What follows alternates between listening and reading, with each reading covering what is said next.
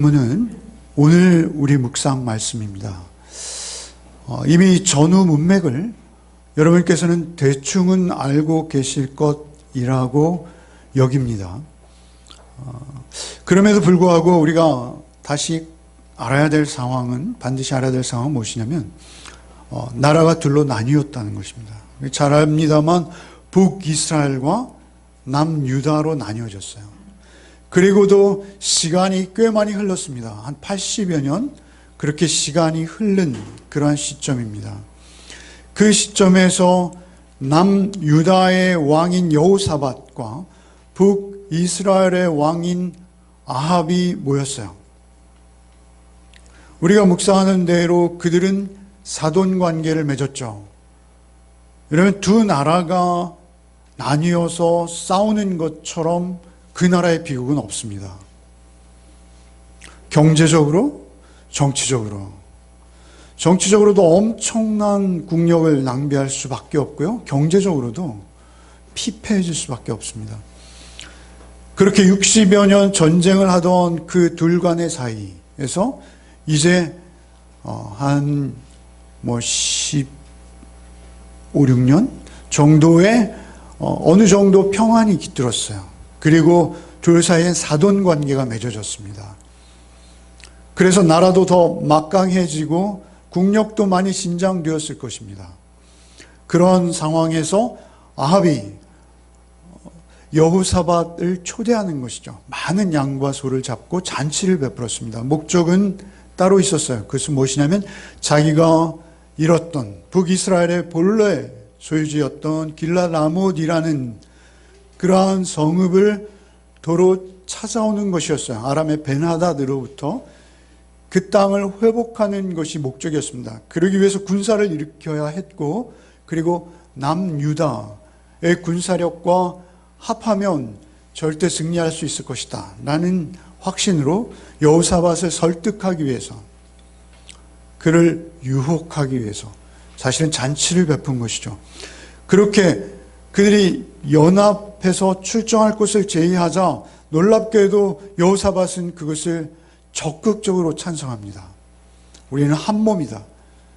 당신이 나요, 내가 당신이요, 내 백성이 당신의 백성이요, 당신의 백성이 내 백성입니다. 사실 이것은 여호사밧이 지금까지 종교개혁을 이루고 그리고 남유다를 하나님 말씀에 든든히 세운 것에 참으로 이해할 수 없는 엉뚱한 반응이었습니다.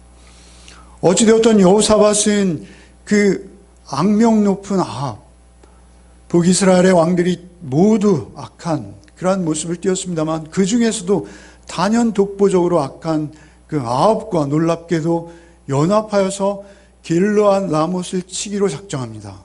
그런데 그때 여호사밧이 다만 이 일을 하기 전에 하나님의 뜻, 여호와의 뜻을 묻고 합시다 라고 제안을 했고, 그 제안을 받아들인 아합이 자기의 선지자들 400여 명을 불러서 그들에게 하나님의 뜻을 묻습니다. 그러자 놀랍게 또 400여 명의 선지자들이 치소서, 여호와께서 그 땅을 당신에게 주실 것입니다. 여호와께서 그 나라를 당신의 손에 붙이셨습니다. 당신의 손에 주셨습니다. 이렇게 확신으로, 이구동성으로 400명의 선지자들이 동일한 예언을 하고 있는 거예요. 그래서 여호사밧이 너무 이상하거든요.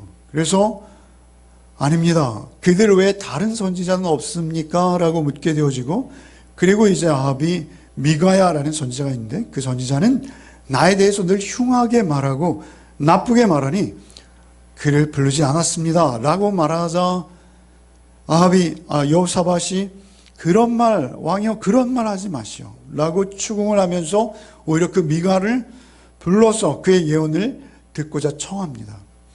그러한 상황에서 오늘 본문이 있는 앞에 9절 말씀에 이렇게 상황을 설명하고 있어요. 9절을 한번 보시면, 이스라엘 왕과 유다 왕 여호사밧이 왕복을 입고 사마리아 성문 어기 광장에서 각기 보좌에 앉았고 여러 선지자들이 그들 앞에서 예언하였는데, 이렇게 설명하고 있어요. 여러분, 성읍이 있어요. 왕이 거주하는 성읍입니다.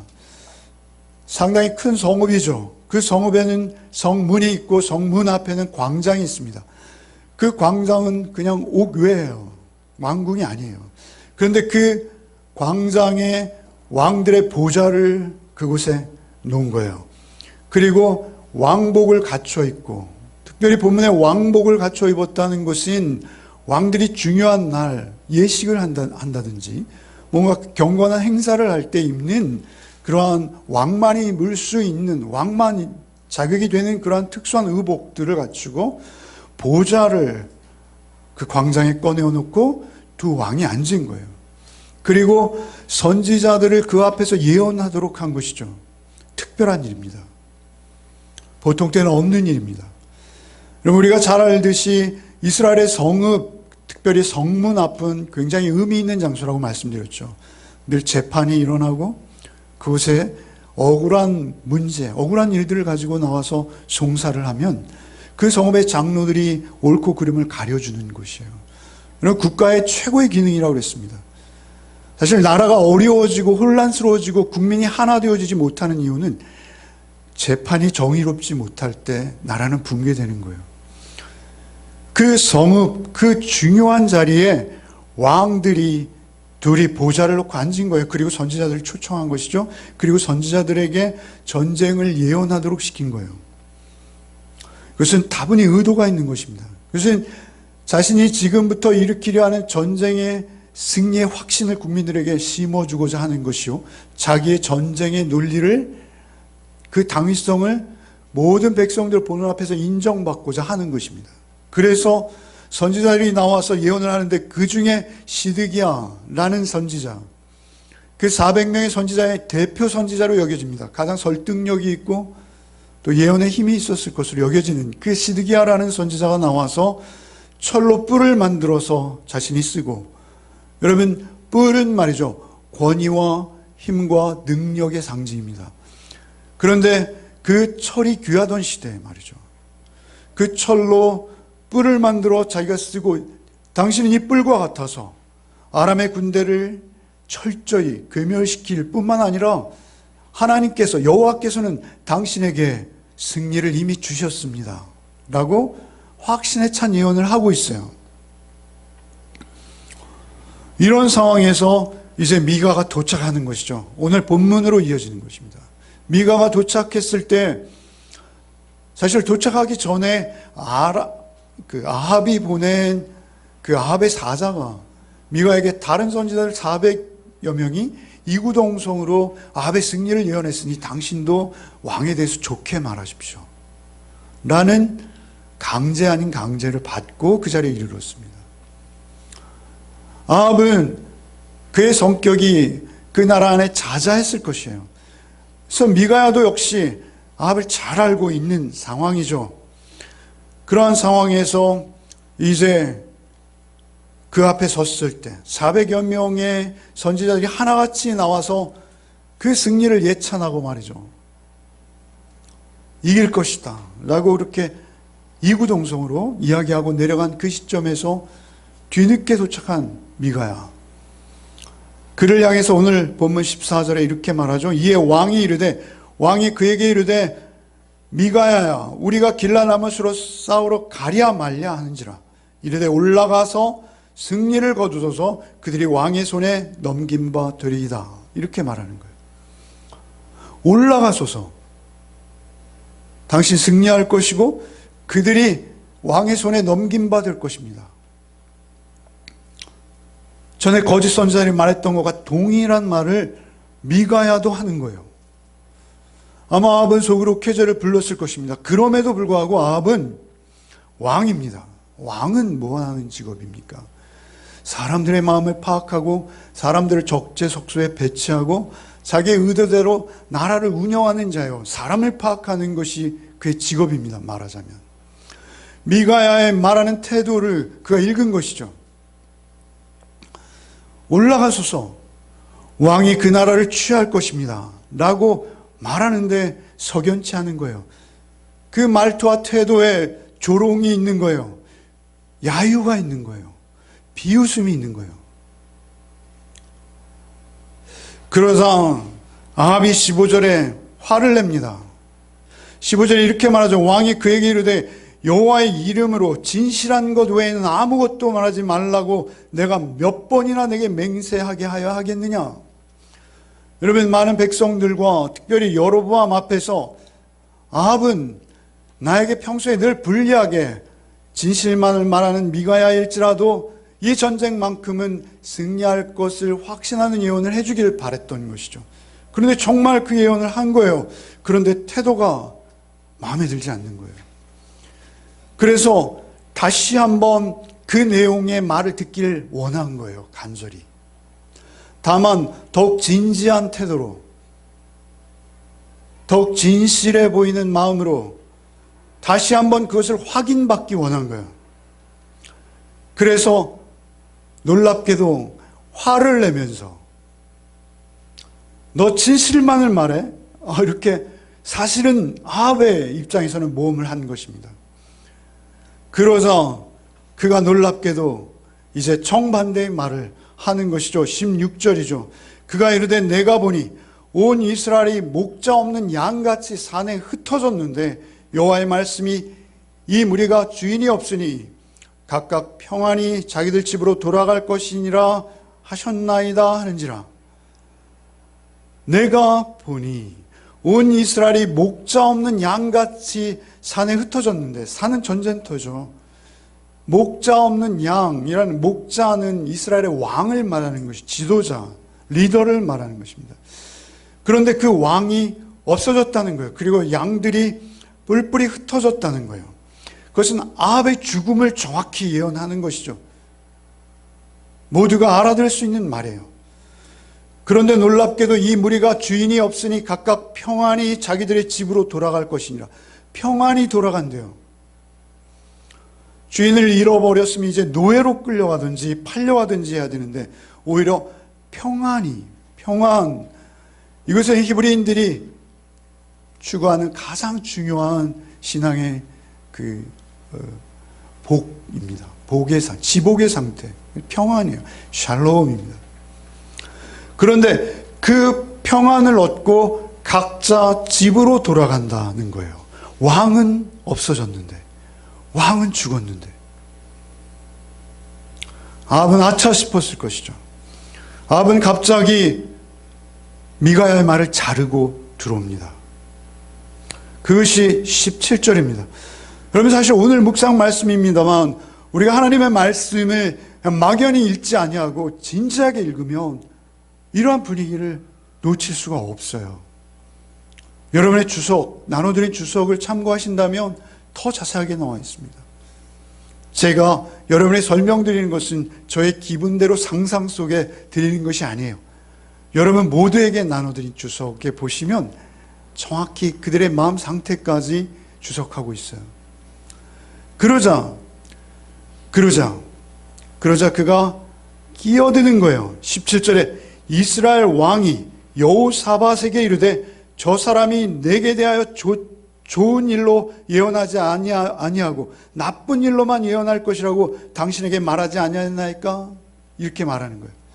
그러니까 미가의 말에 끼어드는 것이 아니라, 미가야의 말에 끼어드는 것이 아니라 여호사밧이 걱정됐던 거예요. 그렇게 말하기 시작하다 여호사밧에게 내가 전에 말하지 않았습니까? 저자는 나에게 나쁜 것만 말하는 참 못된 선지자입니다. 저자는 틀린 말만 합니다. 신경 쓰지 마십시오. 이렇게 여호사밧에게 갑자기 말을 거는 거예요. 여호사밧을 전쟁터로 같이 데리고 나가야 되는 상황이거든요. 더군다나 자기는 평복을 입고 여호사밧에게 자기의 왕복을 입혀야 되는 상황이에요. 자기의 위험을 줄이기 위해서. 여호사밧에게 그 말을 건네고 있을 때 18절에 미가야가 이르되, 미가야가 그 틈을 더 이상 주지 아니하고 또 예언을 다시 시작하는 것이죠. 미가야가 이르되 그런즉 왕은 여호와의 말씀을 들으소서. 지금 당신이 말할 때가 아니요 여호와의 말씀을 들을 때입니다. 여호와의 말씀을 들으소서. 내가 보니 여호와께서 그의 보좌에 앉으셨고 하늘의 만군이 그의 보좌 좌우편에 모시고 섰는데, 이것은 우리가 성경을 읽다 보면 많이 등장하는 장면이에요. 천상의 회의 장면이죠. 욥기와 같은 곳에서 하나님께서 그 어떤 일을 행하시기 전에 천사들을 모으고 그들에게 의견을 물으세요. 놀랍게도. 그리고 그 회의에서 합의된 대로 하시죠. 그 천상의 회의가 열리는 것은 대부분 하나님께서 심판하실 때, 심판과 관련해서 또는 시험과 관련해서 그렇게 많이 등장하는 장면입니다. 19절에 여호와께서 말씀하시기를 누가 이스라엘 왕 아합을 깨워 그에게 길라 라못에 올라가서 죽게 할까? 이미 하나님께서는 당신을 죽이기로 작정하셨습니다. 라고 말하는 거예요.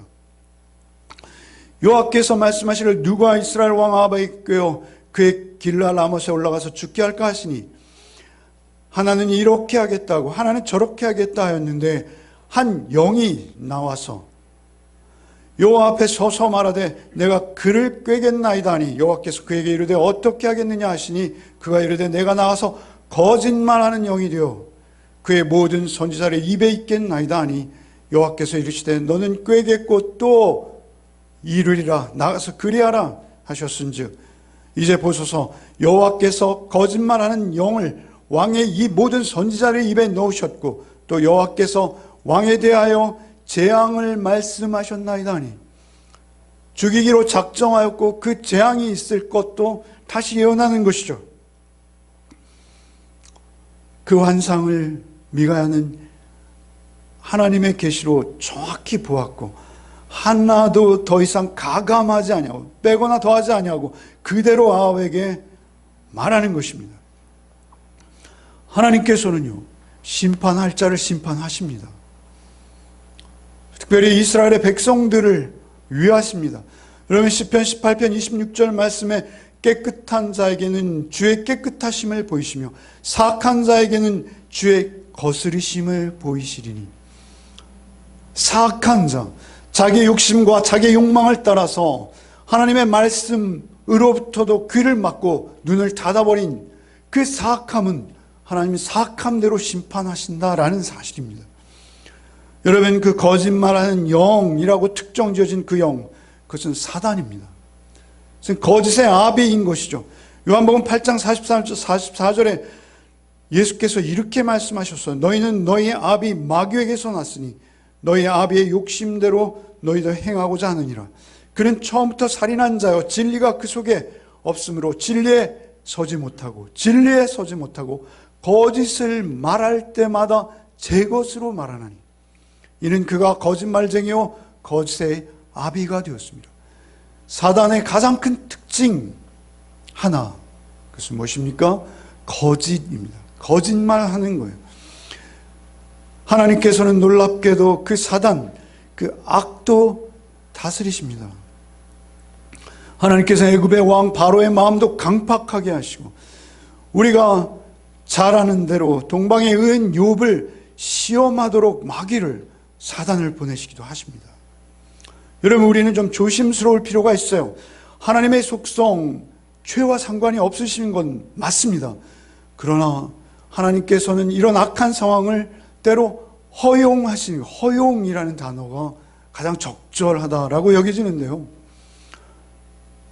때로 우리의 마지막 심판 때가 있음에도 우리의 이 생을 통해서도 하나님께서는 그를 저주하시고 심판하실 때가 있어요. 그를 징계하시는 것과 그를 심판하시는. 여러분 그러나 그를 심판하시고자 하실 때조차도 우리에게 기회가 없는 것은 아니에요. 그러나 하나님이 심판하시기로 작정하신 것이죠. 미가야는 가감없이 그대로 전했고 그 전한 것에 대한 반응이 23절부터 기록되는 거예요. 23절 그나아나의 아들 시드기야가 가까이 와서 미가야의 뺨을 치며 이르되 여호와의 영이 나를 떠나 어디로 가서 내게 말씀하더냐 하는지라. 미가야가 이르되 내가 골방에 들어가 숨는 바로 그날에 보리라 하더라. 이스라엘 왕이 이르되 미가야를 잡아 시장 아몬과 왕자 요아스에게 끌고 돌아가서 왕이 이같이 말하기를 이놈을 옥에 가두고 내가 평안히 돌아올 때까지 고난의 떡과 고난의 물을 먹게 하라 하셨나이다 하니 미가야가 이르되 왕이 참으로 평안히 돌아오시게 된다면 여호와께서 내게 말씀하지 아니하였으리이다 하고 또 이르되 너희 백성들아 다 들을지어다. 백성들에게 호소하는 거예요. 뺨을 때리는 시드기야. 어떻게 거짓 선지자가 이토록 담대할 수 있었을까요? 거짓의 영이 그를 붙들고 있었어요. 첫째 원인은 그것입니다. 그런데 거짓의 영이 말이죠, 우리에게 임할 때 우리에게 특별히 우리가 거짓의 영이 내게 임하는구나 라고 의식할 수 있는 자는 아무도 없어요. 단 한 사람도 없습니다. 거짓의 영은 말이죠, 우리의 탐욕과 우리의 욕심과 나의 그 아집, 내 자기 주장, 그것들을 타고 들어오는 거예요.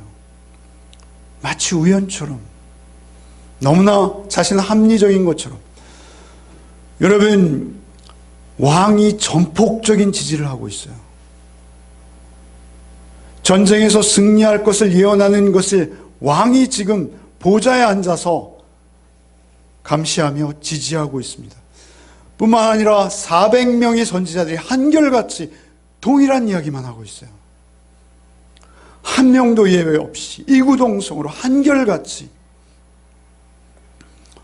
소위 대세인 것이죠.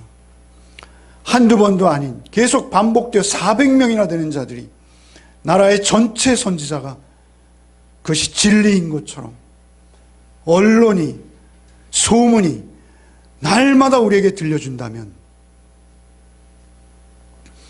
여러분, 이 시대는 다수의 의견이 진리가 되는 그런 세상이 아닌가요? 악한 영을 통해서도요, 우리에게 거짓 확신을 진리인 것처럼 착각하도록 할 수 있는 것이라는 점이죠. 우리는 그러한 착각에 빠질 위험이 항상 있어요. 내 안에 욕망과 욕심이 존재하기 때문에 그렇습니다. 여러분, 사실 왕이 아닌 그 일반 대중의 입장에서는요, 그런 거짓에 속지 않을 수 없습니다. 속을 수밖에 없는 거예요. 모두가 긍정의 힘을 말하고 베스트셀러가 되어지고, 모든 세상의 목회자들이, 선지자들이 다 동일한 이야기를 하고 있을 때 그것을 홀로 거스른다는 것은 불가능합니다. 그것에 속지 않는 것은 불가능한 거예요. 오히려 속는 것이 당연한 거예요. 이 시대에도 역시 청중이 원하는 것만을 들려주고자 하는 선지자들이 많이 있는 것이죠. 선지자가 아니죠. 그냥 선지자의 시대는 끝났어요. 성경이 말이죠, 진리인 것처럼 성경을 변개하거나 그 해석을 자기의 의도와 생각대로 주무르는 것이죠. 바꾸는 것이죠. 여러분, 이런 유혹은 저에게도 있습니다.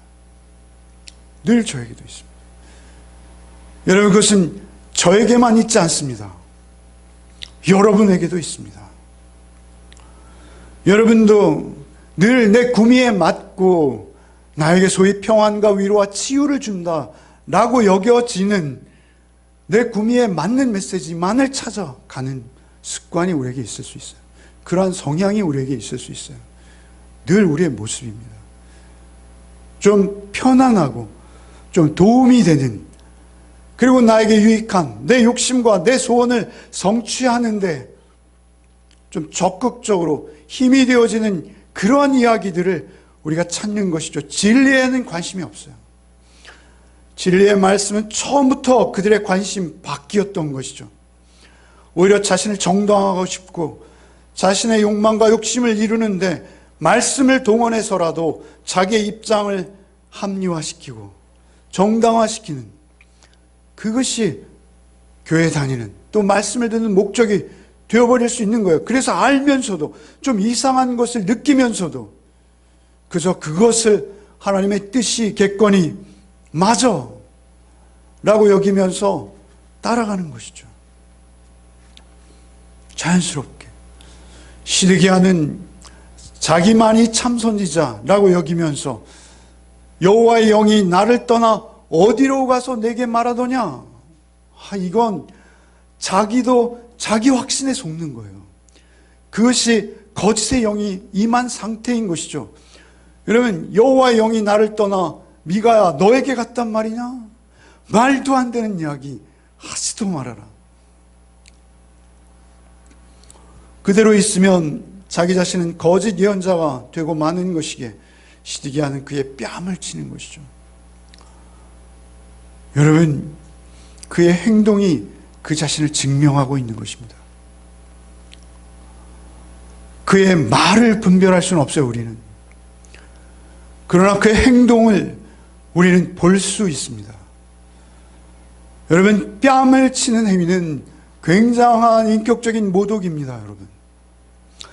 더군다나 하나님의 종, 하나님의 선지자가 같은 선지자의 뺨을 칠 수는 없는 거예요. 여러분, 성경에 많은 표징과 예표들이 나옵니다. 선지자들이 말이죠, 벌거벗기도 하고 왼쪽으로만 눕기도 하고 오른쪽으로 눕기도 하고 심지어는 몸을 파는 여인과 결혼하기도 하고, 그러나 그것들이 다 자기에게 손해가 오는 것이고 자기가 낮아지는 것이고 자기가 피해 당사자가 되는 것이지 폭력적인 방법으로 남에게 해를 가하는 표징은 없어요, 여러분. 여러분, 선지자가 선지자의 뺨을 치는 것으로 자신이 스스로 거짓 선지자인 것을 스스로가 증명하는 것이죠. 여러분, 예수께서는 뺨을 맞으시고 침뱉음을 받으시고 많은 모욕을 받으셨지만 거기에 대해서는 반응하거나 탓하지 않으셨어요. 하나님의 종들의 겸손한 것입니다. 여러분, 오늘날 우리 교회 내부에도 이러한 비판을 참지 못하는 경향이 있어요. 그래서 우리가 나에게 좀 불리하고 나를 비판하고 나의 죄악된 모습들을 지적당하거나 들키는 것 같으면 먼저 분노가 치솟습니다. 먼저 화가 나는 것이죠. 우리도 그럴 수 있습니다, 언제든지. 그때 우리가 한 가지 경계할 게 있습니다. 지금 내가 듣고 있는 음성이 내가 합리적이라 소위 여기며 판단하는 이 상황들이 과연 말씀 안에 성경적인가? 다시 돌아볼 때입니다. 참을 수 없는, 억제할 수 없는 분노가 우리 안에 솟고 있다면, 그러면 우리는 우리 자신을 돌아볼 필요가 있어요. 여러분, 자꾸 얘기해드려 죄송하지만 정광훈 목사, 그에 대해서 나와는 상관없어 라고 말하는 것도, 그를 향해서 분노하는 것도 여러분, 우리가 취할 태도는 아닙니다. 우리 안에도 그러한 세상적인 권력의 욕구와 많은 사람들의 관심과 지지를 원하는 그런 목마름이 우리 안에도 있어요.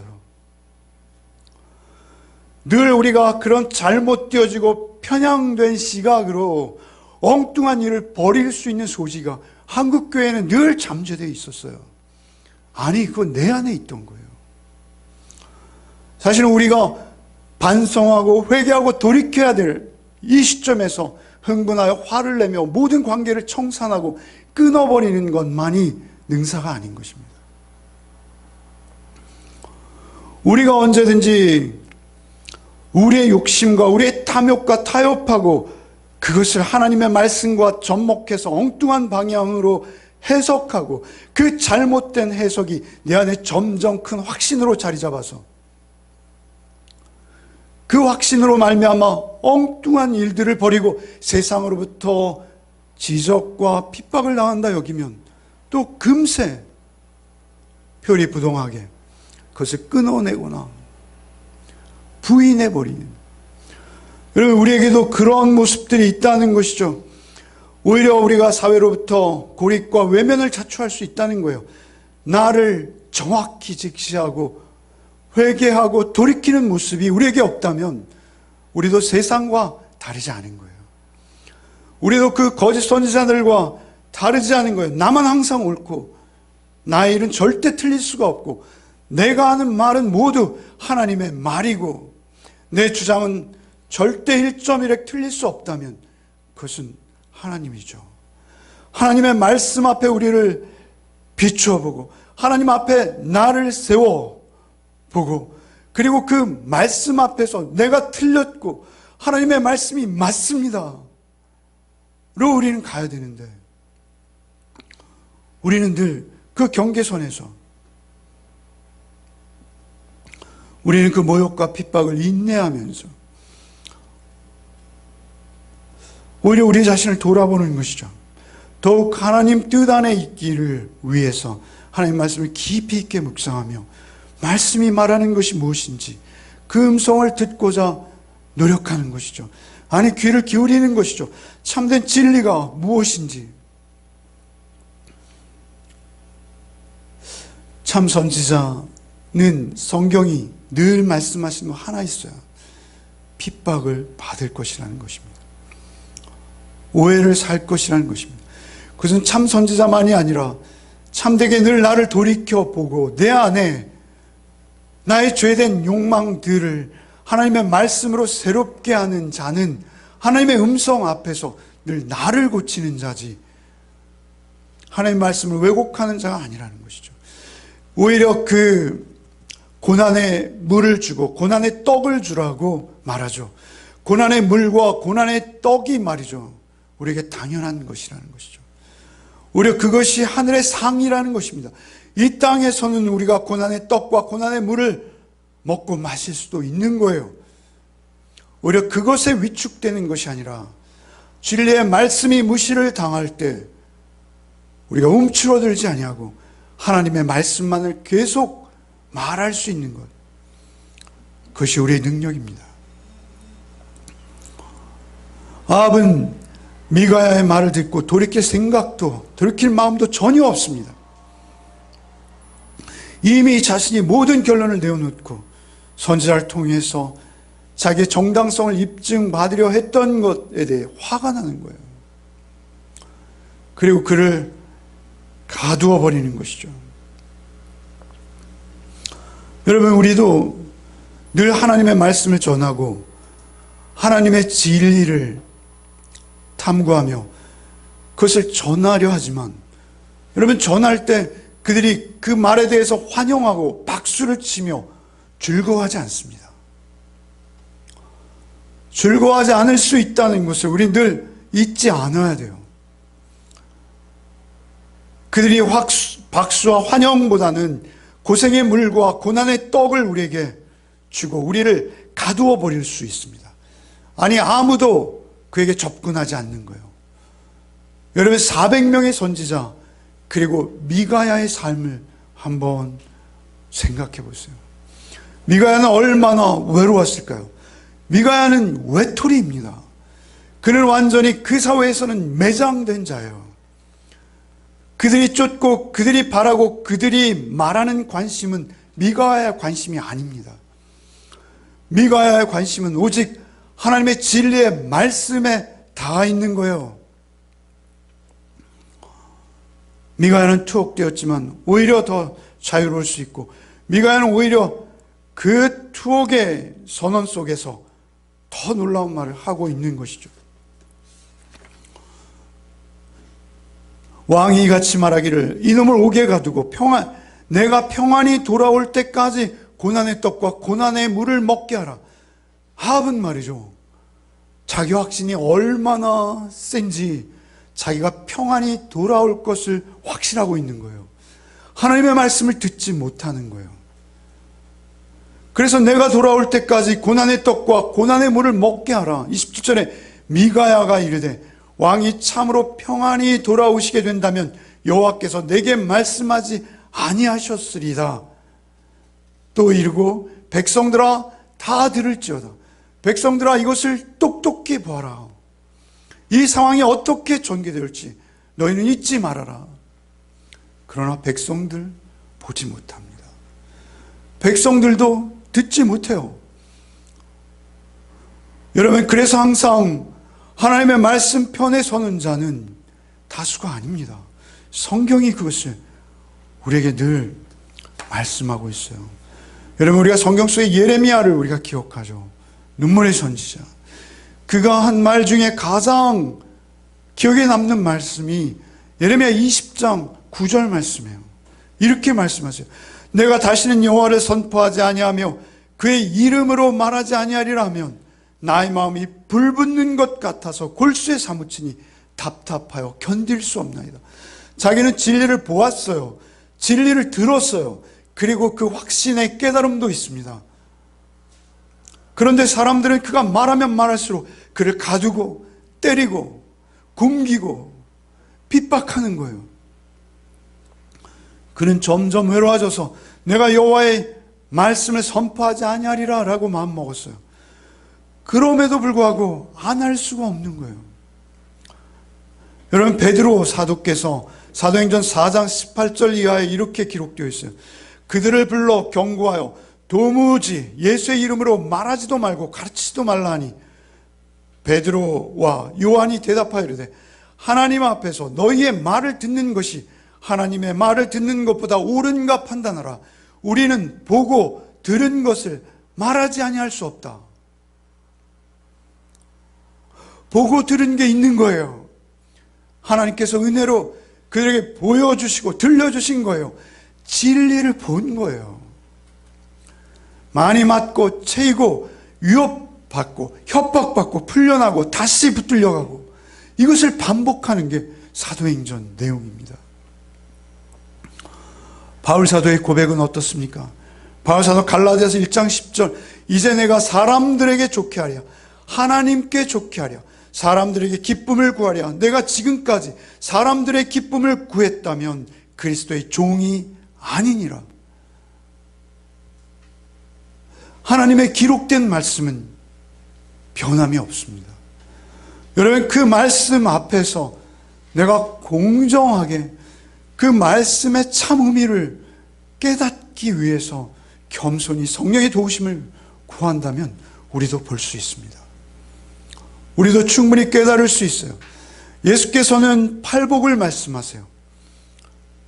이 땅에 오셔서 8가지 복을 처음 선포하세요.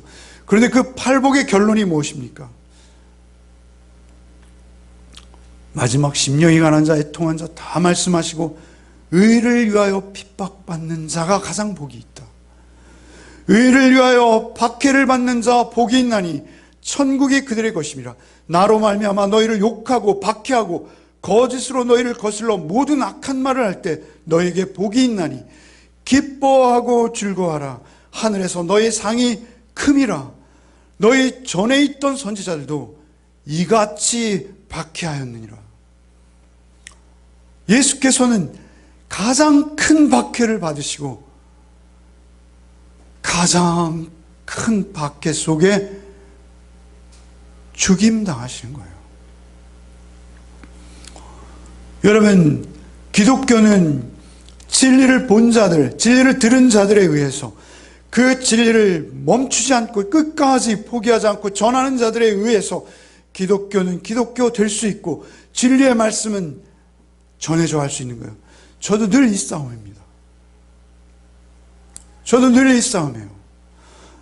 여러분, 한 사람이라도 더 끌어서 앉히고 들어온 사람이라도 한 사람이라도 더 놓치지 않기 위해서 여러분, 목사가 얼마나 고민하는지 아십니까? 목사는 항상 거기에 관심이 있을 수밖에 없어요. 그러면 내 입장에서 유리해지는 거예요. 여러분, 목사도 늘 음란할 수 있고 목사도 늘 세상의 재물에 탐닉할 수 있는 거예요.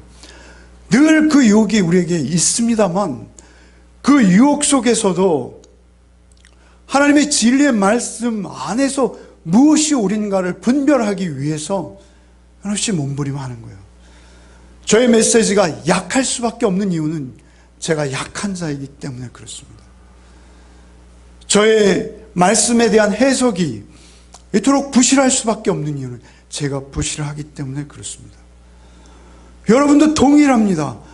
여러분의 삶 속에서 하나님의 말씀의 진리의 말씀이 여러분 삶의 풍성한 열매로 맺어지지 못하는 이유는 여러분 하나님 말씀대로 우리가 순종의 삶을 산다면 사람이 인간이 맺을 수 없는 하나님께서만 맺게 하시는 이건 내가 한 게 아니에요 라는 그런 우리의 삶의 신앙의 열매들이 있어야 될 것이죠. 그런 열매가 우리에게 빈약하죠.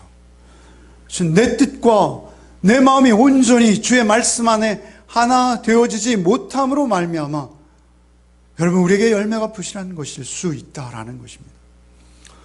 우리에게 늘 중요한 것은 내가 틀렸고 주의 말씀이 옳습니다를 얼마나 인정해내느냐. 내가 늘 내 욕심과 야욕에 따라서 하나님 말씀과 적당히 타협한 자입니다 라고 여러분 회개하며 하나님 말씀 앞에 정말 부복할 수 있는 상태, 그것이 행복한 것입니다. 그것이 복된 것이에요.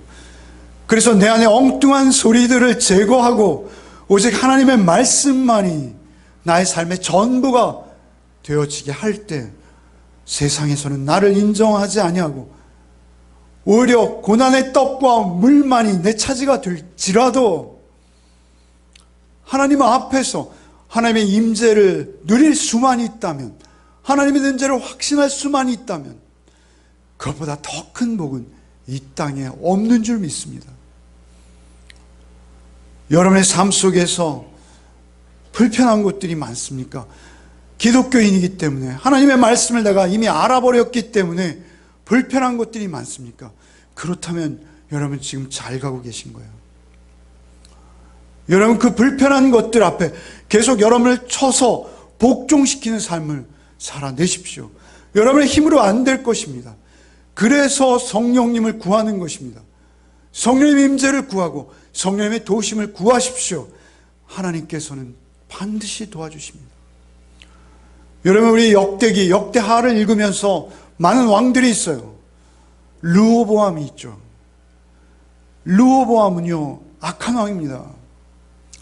자기 아버지 솔로몬은 욕심이 새끼손가락만큼밖에 안 돼서 여러분을 가죽 채찍으로 때렸지만 나는 우리 아버지에 비하면 허리와 같이 굵은 사람이라 나는 가죽 채찍이 아닌 전갈 채찍으로 너희를 다스리겠다라고까지 한 악한 자예요.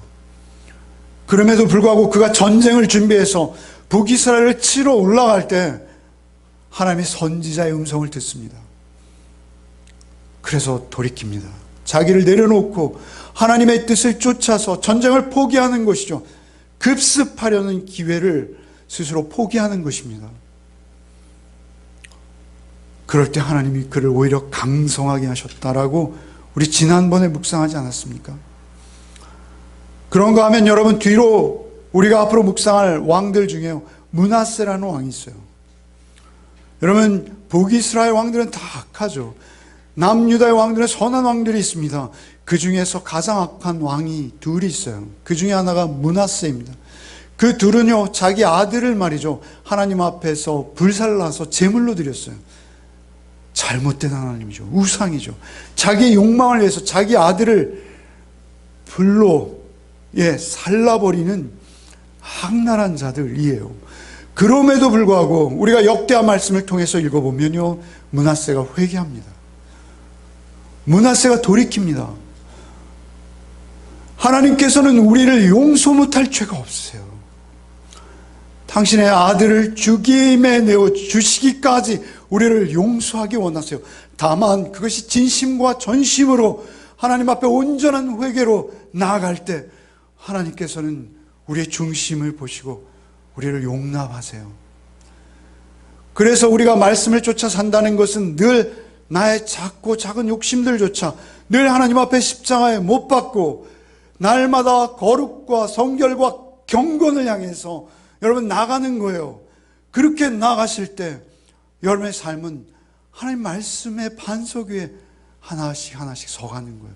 여러분의 삶이 그렇게 서갈 때 하나님의 놀라운 영광을 세상 사람들이 보게 될 것이다 라고 말씀하세요. 그것은 진리입니다. 성경이 말씀하시는 바요. 여러분 우리에게 또 한 주간의 삶이 있습니다. 여러분 말씀 앞에서 더욱 엄격하게 여러분 자신을 세우시고 비추어 보시는 복이 있으시기를 바랍니다.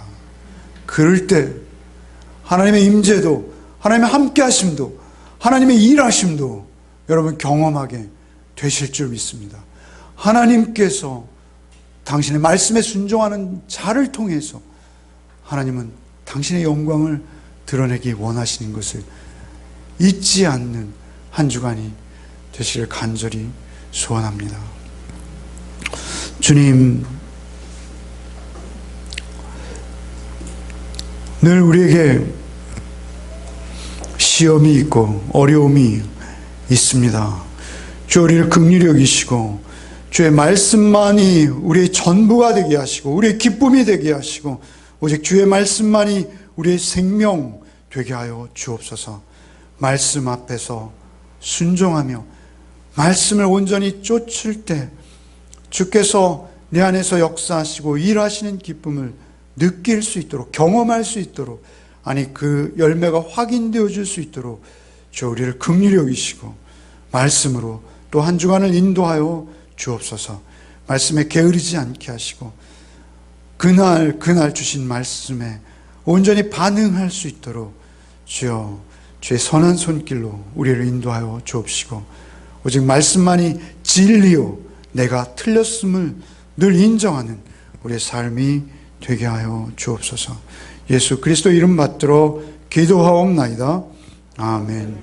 이제는 우리 구주 예수 그리스도의 은혜와 하나님 아버지의 크고도 극진하신 사랑과 성령의 감화, 내주, 충만하신 은총이 오직 말씀 앞에 나를 늘 비추어 보며 말씀에 순종하는 삶, 나의 뜻과 나의 생각을 포기하고 말씀을 쫓는 삶을 살기로 다짐하며 삶 속으로 흩어지는 우리 가족들 위해 이제로부터 영원토록 함께 계시기를 축원하옵나이다.